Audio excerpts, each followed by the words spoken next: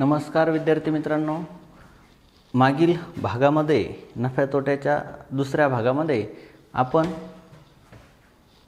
34 पर्यंत प्रश्न बघितले होते। या भागामध्ये आपण 35 पासून पुढील प्रश्न पाहणार आहोत।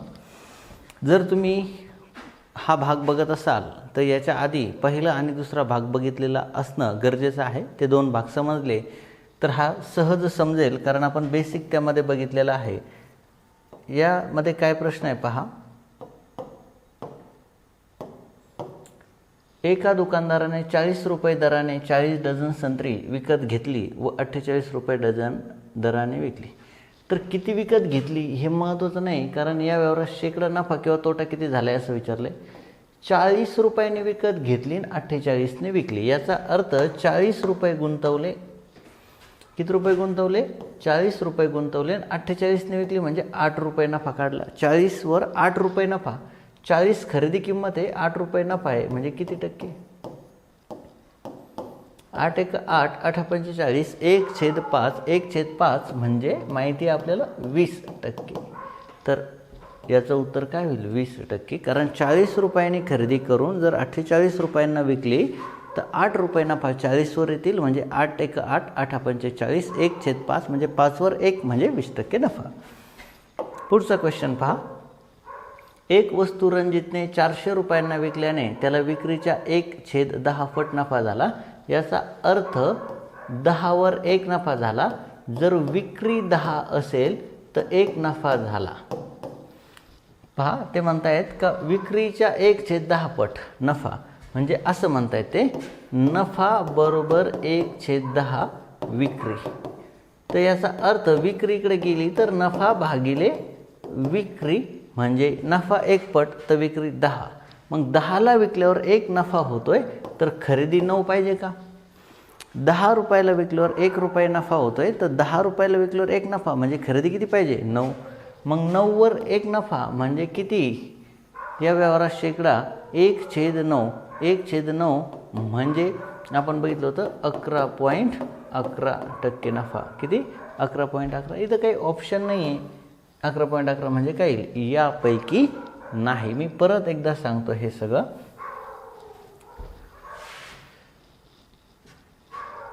त्याला विक्रीच्या 1/10 पट नफा म्हणजे 10 विक्री असेल तर 1 नफा, 10 विक्री असेल तर 1 नफा। याचा अर्थ खरेदी किती? 9, 9 खरेदीवर 1 नफा, 9 वर 1 म्हणजे 1/9, 1/9 म्हणजे 11.11%। उत्तर येईल 11.11%। यात आहे का? नाही। किंवा 11 1/9 आहे का? नाही। म्हणून यापैकी नाही, हे उत्तर येईल। पुढचा प्रश्न। मधूने एक वस्तू 240 रुपयाला विकल्यास त्याला विक्रीच्या 1/5 पट नफा होतो। त्या व्यवहारात शेकडा नफा किती होईल? विक्रीच्या 1/5 पट नफा म्हणजे विक्री 5 असेल तर 1 नफा। याचा अर्थ 5ला विकल्यावर 1 नफा होतोय, तर खरेदी 4 असेल का? 5ला विकल्यावर 1 नफा होतो, 5ला विकल्यावर 1 नफा होतो, तर खरेदी किती असेल? खरेदी 4 असेल का? याचा अर्थ 4 वर 1 नफा म्हणजे किती? तर गुणिले 100, 25%। 1/4 माहिती ना, 25% काय होईल? तर नफा। कारण आता वस्तू कितीला विकते हे महत्त्वाचं नाही, कारण शेवटी उत्तर कशात काढायचं? शेकड्यात काढायचं आहे। मग 240 रुपयांना विकली तर विक्रीच्या 1/5 पट, याचा अर्थ 5 विक्री असेल तर 1 नफा होतो।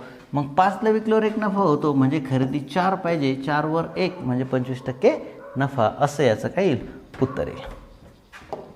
पुढचा प्रश्न। एक वस्तूची खरेदी किंमत ही विक्रीच्या 40% आहे। मग खरेदी विक्री, तर विक्री माणूस 100। एका वस्तूची खरेदी किंमत विक्रीच्या 40%, विक्री 100 असेल तर खरेदी 40 असेल, कारण विक्रीच्या 40%। मग विक्री मानलं 100, खरेदी मानलं 40, तर विक्रीची किंमत खरेदीच्या किती टक्के असेल? तर आता विचारलंय विक्रीची किंमत म्हणजे 100, ही खरेदीच्या किती टक्के असेल? म्हणजे खाली येईल खरेदीची किंमत, वरती येईल विक्रीची किंमत गुणिले 100। 20 दुने 40, 20 पंचे 100, 50 दुने 100, 50 पाचे 250%। तर उत्तर काय येईल? उत्तर येईल 250% असेल। किती टक्के असेल? 250% असेल। मी परत एकदा सांगतो, खरेदी किंमत ही विक्रीच्या 100% आहे. 100% जर विक्री मानलं तर खरेदी किंमत ही 40% आहे. म्हणजे विक्री 100 असेल तर खरेदी 40 आहे. आता उलटं विचारलंय, विक्री खरेदीच्या किती, तर विक्री खरेदीच्या किती म्हणजे खाली खरेदी 40 वरती विक्री 100 गुणिले 100 म्हणजे 100% काढले तर 250%. उत्तर काय येईल? 250%. पाहूयात पुढे. एका वस्तूची खरेदी किंमत ही विक्रीच्या 75% आहे. एका वस्तूची खरेदी किंमत विक्रीच्या 75% आहे. म्हणजे खरेदी विक्री. एका वस्तूची खरेदी किंमत विक्रीच्या 75% आहे. म्हणजे विक्री 100 तर खरेदी 75. एका वस्तूची खरेदी विक्रीच्या 75 मग विक्री 100 तर खरेदी 75. तर विचारले विक्रीची किंमत खरेदीच्या किती टक्के? विक्रीची किंमत 100 खरेदीच्या किती टक्के? मग खरेदी 75 आहे, विक्री किती होईल? 100 गुणिले 100. 25 त्रिक 75, 25 चौक 100, 403. तर काय येईल? 133.33%. तर 133.33% हे उत्तर आहे. आता पहा,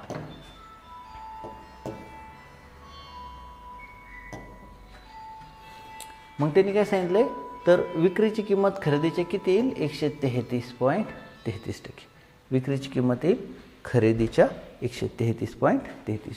कारण सांगितलं होतं खरेदी ही 75%, मग विक्री 100% मानू, खरेदी 75% होईल. आता उलटं विचारलंय, तर विक्री किंमत खरेदीच्या किती, तर खाली खरेदी वरती विक्री गुणिले 100 133.33%. पुढचा प्रश्न सोडवण्याचा प्रयत्न करा. 40 रुपयांना एक वस्तू 96 रुपयाला विकल्याने तिच्या खरेदी इतके टक्के नफा होतो. 1-2 मिनिटं टाईम घ्या आणि हे सोडवण्याचा प्रयत्न करा.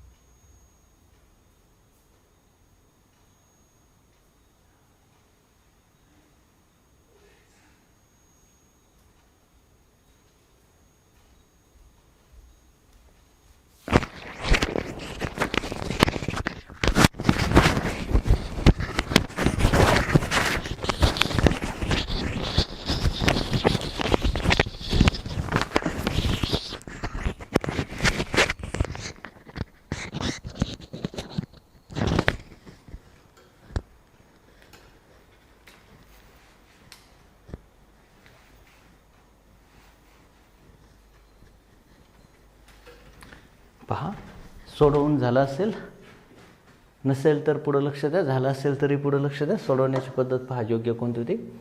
एक वस्तू 96 रुपयाला विकल्याने, म्हणजे 96ला विकली तर खरेदी इतके टक्के नफा होतो. तर वस्तूची खरेदी किंमत किती?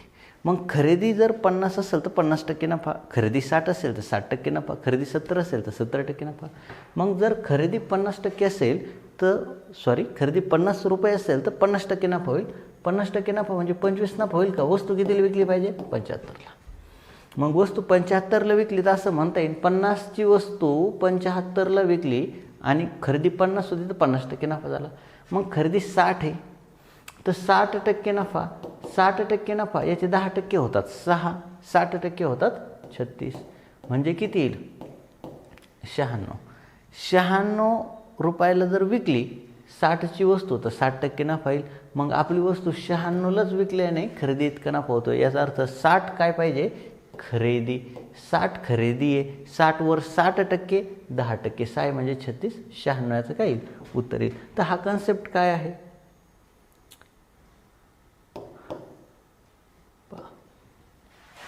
वस्तू जर 20ची असेल, कितीची असेल? 20 रुपयाची, तर 20% नफा. 20% नफा म्हणजे 4 रुपये नफा. 20%ची असेल तर 20 रुपयाची असेल तर 20% नफा. याचं 20% म्हणजे 4, तर कितीला विकली जाईल? 24ला. तर मग काय करायचं? ह्या संख्येचा वर्ग यात मिळवायचा. जर वस्तू 30ची असेल तर 10% 3 होतात, 30% म्हणजे 9, 39ला विकली जाईल. जर वस्तू 40ची असेल आणि 40%च नफा तर 16 रुपये जास्त मिळतील, म्हणजे कितीला विकली जाईल? 56ला विकली जाईल. मग या केसमध्ये जेवढ्याची वस्तू आहे तेवढाच नफा असतो. मग 80ची वस्तू आहे, 80% नफा, 10% होतील 8, 80% म्हणजे 8 8 64, 8चा वर्ग त्यामध्ये मिळवायचा. मग एवढ्याला जर विकली गेली तरच तेवढा नफा होईल. पुढचा प्रश्न, एक वस्तू 56 रुपयांना विकल्याने तिच्या खरेदी इतका नफा होतो. याचा अर्थ 40वर 40%, याचा 4चा वर्ग मिळवा 16.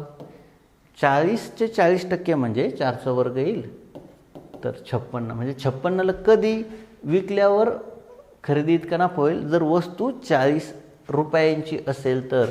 कारण वस्तू 40 रुपयांची असेल आणि त्यावर 40% नफा झाला म्हणजे 16 रुपये नफा झाला तर. आता मी जर म्हटलं 50%, 50 रुपये किंमत आहे, किंमत आहे 50 रुपये. मी कन्सेप्ट सांगतो परत. किंमत आहे 50 रुपये, त्याचे 50% 25 होतात का? त्याचे 50% म्हणजे 5चा वर्ग असतो. 60 किंमत आहे, 60चे 60% 36 होतात का? मग इथं 50चे 50% 5चा वर्ग, 45चे 45% 4.5चा वर्ग, जे की अवघड आपण काढणार नाही. 30चे 30% म्हणजे 3चा वर्ग. मग ते म्हणतायत की अशी किंमत शोधा की जिला खरेदी इतका जर नफा झाला तर 56ला विकली जाईल. मग 40 खरेदी असेल तर 40% नफा म्हणजे 56 आहे. समजते? पुढचा प्रश्न, एका व्यापाऱ्याने 9 रुपये प्रति किलो दराने 40% तांदूळ, 14 रुपये प्रति किलो दराने 35% तांदूळ व उरलेला 16 रुपये दराने असा 400 किलो तांदूळ खरेदी केला व तो सर्व तांदूळ 16 रुपये प्रति किलो दराने विकला तर शेकडा नफा किती झाला? तर खरेदी करताना वेगवेगळ्या भावाने खरेदी केला आहे. तर इथं 400 किलो ऐवजी मी 10 किलो तांदूळ घेऊ का? कारण आपल्याला शेवटी शेकडा नफा काढायचा आहे. मग 400 किलो असू, 4000 किलो असू किंवा 4 किलो असू, सारखंच येणार. मी 10 किलो घेतो. तर 40% तांदूळ म्हणजे 4 किलो, कारण आपण टोटल तांदूळ मानले 10 किलो. 4 किलो घेतलं 9ने, म्हणजे किती रुपये गेले? 9 चोक 36.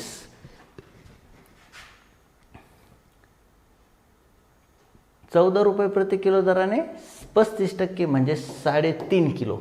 3.5 किलो 14ने, 14 गुणिले 3.5 एवढे पैसे जातील. 14 त्रिक 42 अधिक 14चे निम्मे 7, 49. म्हणजे इथं 49 रुपये खर्च झाले. व उरलेला तांदूळ 16 रुपये दराने, असा 16 रुपये दराने उरला किती? 4 आणि 7.5 गेला, 4 आणि 3.5 गेला म्हणजे 7.5. तर उरलं किती? 2.5 किलो. 2.5 किलो घेतला 16ने, म्हणजे 16 दुने 32 आणि 16चे निम्मे 8, 40 रुपये. असे एवढे पैसे गुंतलेत. आणि पुढे काय सांगितलं आहे? व तो सर्व तांदूळ 16 रुपयाने विकला. सर्व तांदूळ कितीने विकला? 16ने. मग 16 10 160 रुपये आलेत. किती? 36, 40, 49. इथं एक टाकू, 50, 90, 125. घेतलं 125ला, विकला 160ला.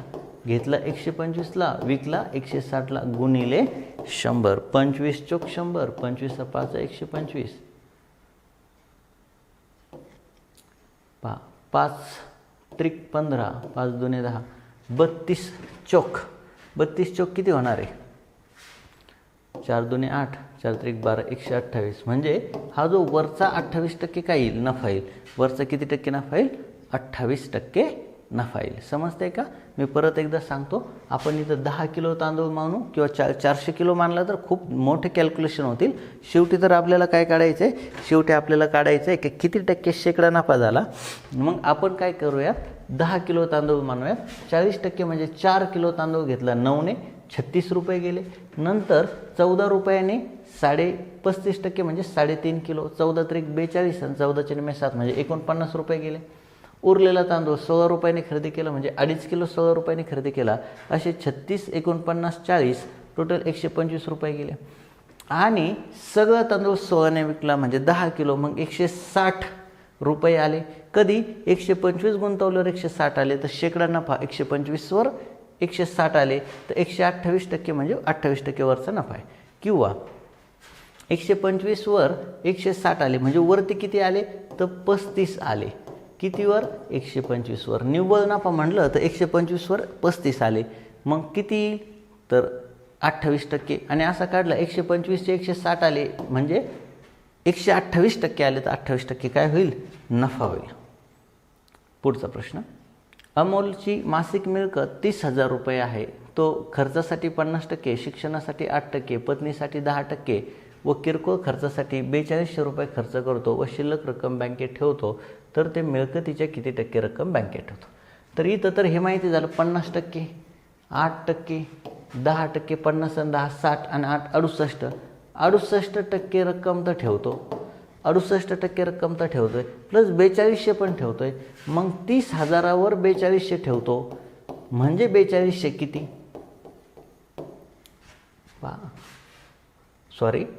व किरकोळ खर्चासाठी 4200 रुपये म्हणजे 50%, 8%, 10% व्यतिरिक्त 4200 खर्च करतो.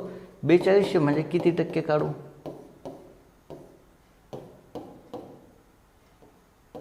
तर 14%. याचा अर्थ अधिक 14%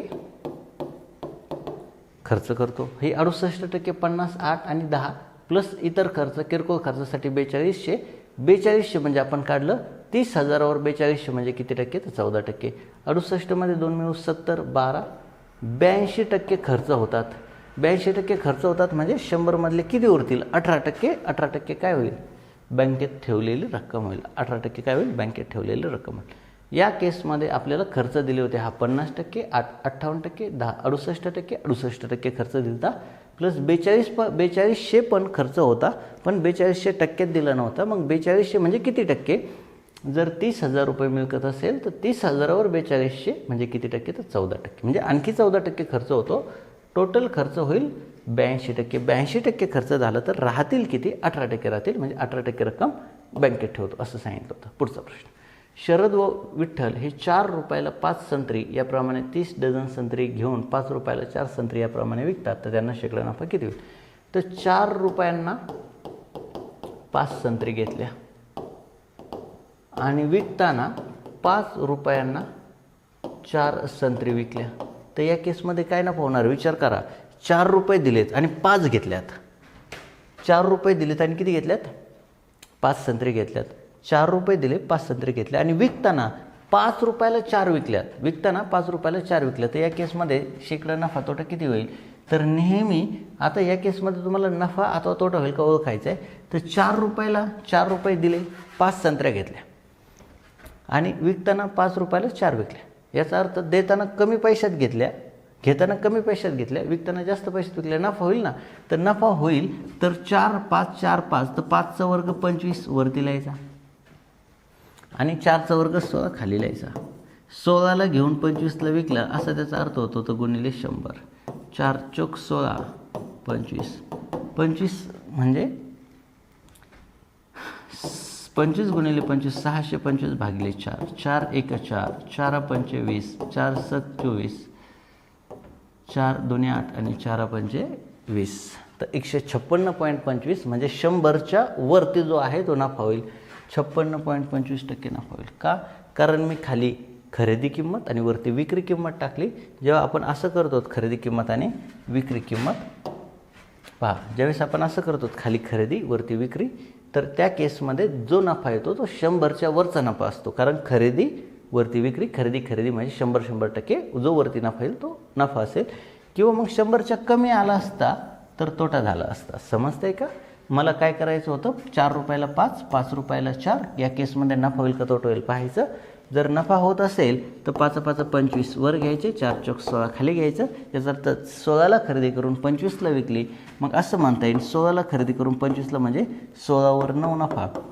16वर 9 नफा म्हणजे असंही करता येईल का 25 9 225 भागिले 4 4 25 4 चौक 4 7 24 4 2 8 4 25.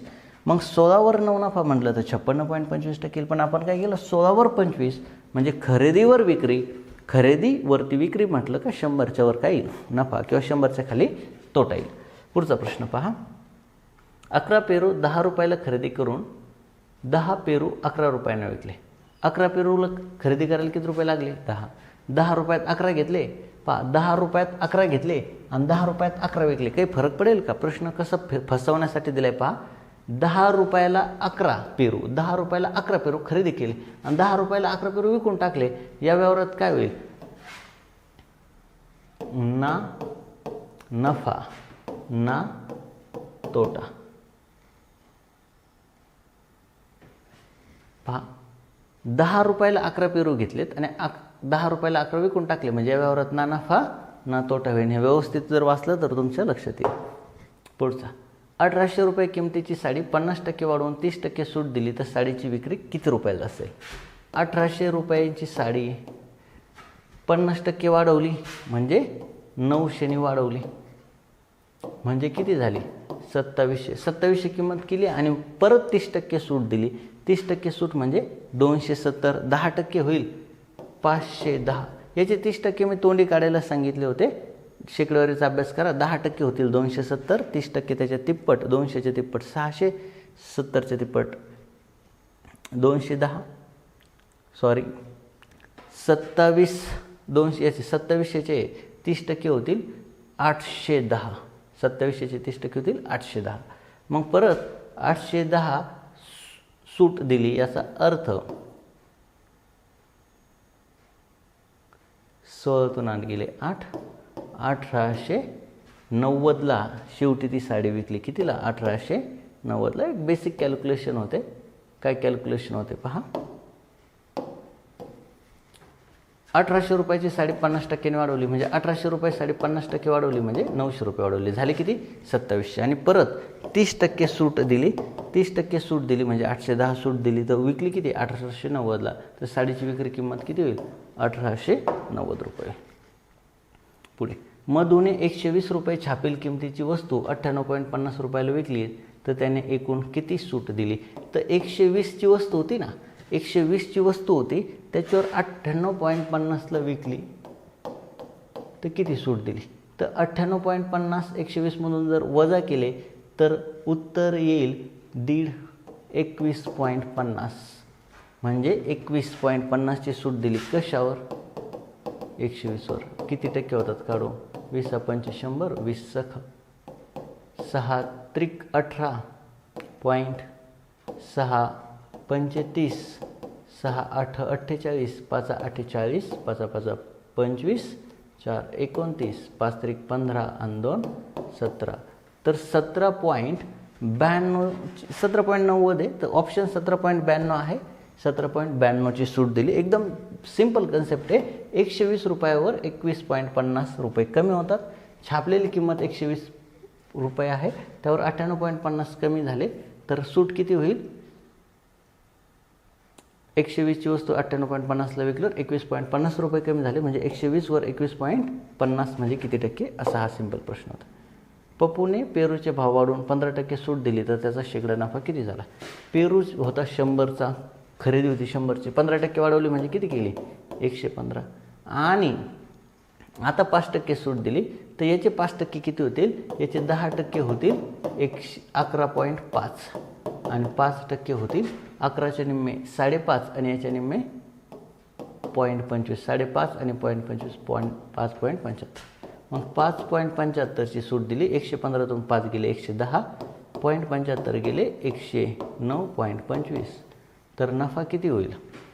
9.25. शेकडा नफा होईल 9.25. कारण पेरू होते 100चे, 15%ने वाढवले 115 केले. 115वर 5% सूट दिली. याचे 5% सूट 10% होतात 11.5, 10% होतात 11.5, 5% होतात 5.75. 115तून 5.75 गेले 109.25. ह्याचं उत्तर आहे. पुढचा प्रश्न, कैलास व शामराव यांनी 25 रुपये शेकडा दराने 25 डझन संत्री विकत घेतली व 32 रुपये दराने विकली तर त्यांचा शेकडा नफा. घेताना 25 रुपयाने घेतली आणि विकताना 32ने विकली म्हणजे 25ने घेतली 32ने विकली. 7 रुपये नफा झाला का 25वर? म्हणजे किती झाला? 28%. म्हणजे किती झाला? 28%. 25वर 7 नफा, 25ने घेऊन 32ला विकली म्हणजे 28% झाला. आणि 25ला घेऊन 32ला विकली, 25ला खरेदी 32ला विक्री गुणिले 100, 32 चोक 128%. मग 128 म्हणजे 100%च्या वर नफा, 100च्या खाली आलो असतो तर तोटा. पुढचा प्रश्न पहा, छायेने एक वस्तू 10% सूट देऊन विकली तरी देखील तिला 20% नफा झाला. जर सूट न देता वस्तू विकली असती तर किती शेकडा नफा झाला असता?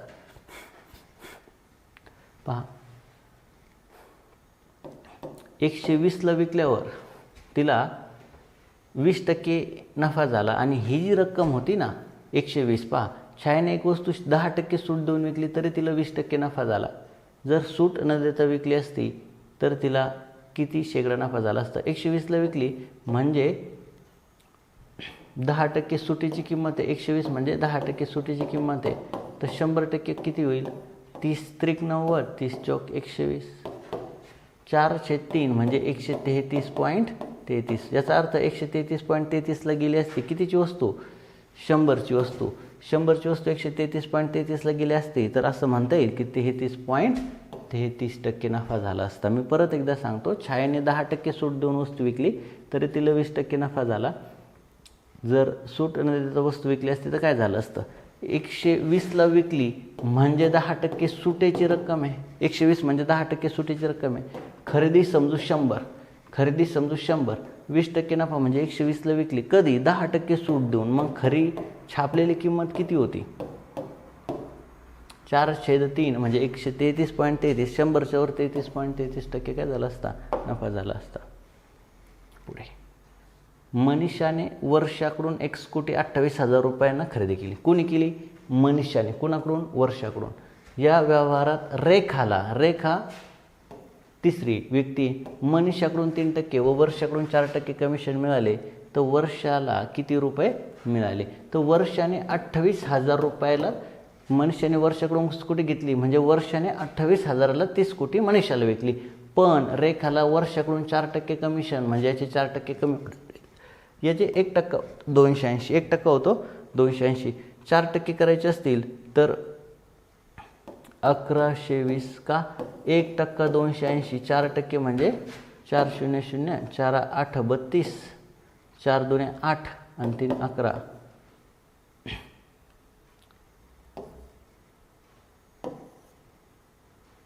1120. 1120 जर वजा केले